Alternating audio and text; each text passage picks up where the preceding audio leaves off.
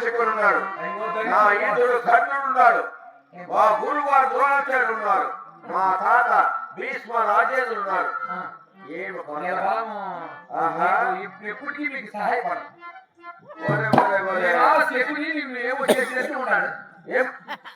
అవును,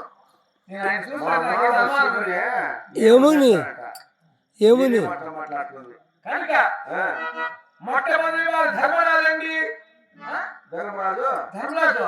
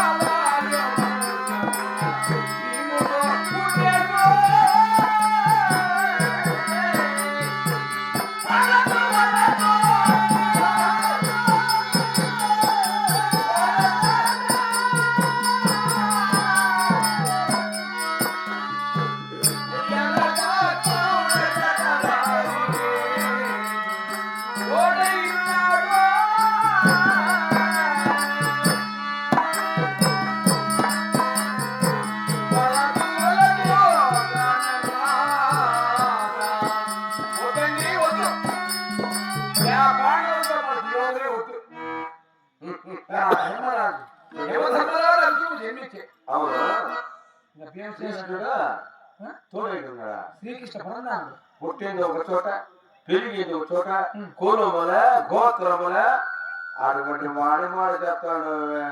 ఏమండి దేవసేనంటావా? గాలిదేవి వంశముల వాయు వంశములు జన్మించాడు. అతను సామాన్యుడా, 1000 బారులు గదెత్తినాడు, ఎత్తానంట. అది నువ్వు ఎత్తావో ఎక్కడో నాకు తెలియదు. ఆ గదెత్తుకొని వస్తే నువ్వు కట్టుకుంటావా? ఏది నీ గదే ఉంది నీ కూడా బుధా పెట్టుకుని నేను చూడ. ఇప్పుడు యుద్ధానికి పోతాడా? ఎత్తావు కూడా, ఎత్తుతావు కదా. అయ్యో ఈ బాగు కదా దేవ విభుని అట్లు ఏదో చేసిదే కాదు. ఇప్పుడు నా భర్త పోతే నా భర్త మాట్లే అంటే భార్య నోరు ముయించి ముయించి ముయించి సంసారంలో నాటి చేస్తాడు. భార్య నోరు తెరవదు. కూర్చో కూర్చో కూర్చో నీకెందుకు పని ఆడే అవునే ఆడదానిగా ఆడగా ఉండాలా. ఇంకొక ఆయన ఏమే ఆయన పంపేరు ఆయన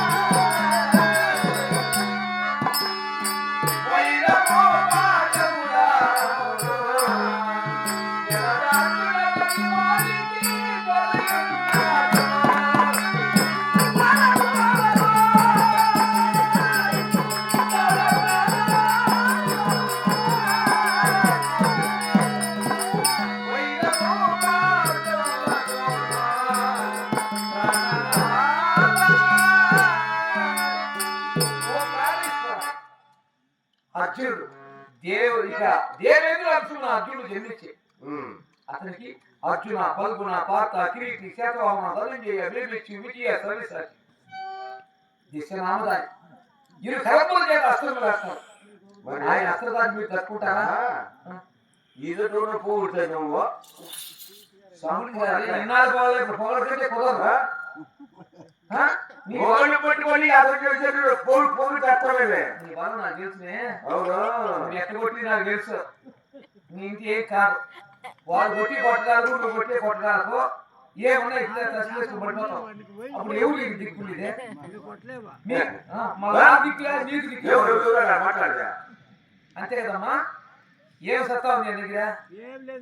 పాండవులు ఆకు అలుగులు తిరిగి అరణ్యంలో శక్తి పెంచుకున్నారు. బాగా దేవతల చేత వరాలు పొందారు. నువ్వు ఏ దేవుడితో వినేదే? నా దేవుడి దగ్గర పోవచ్చు అవసరంలా.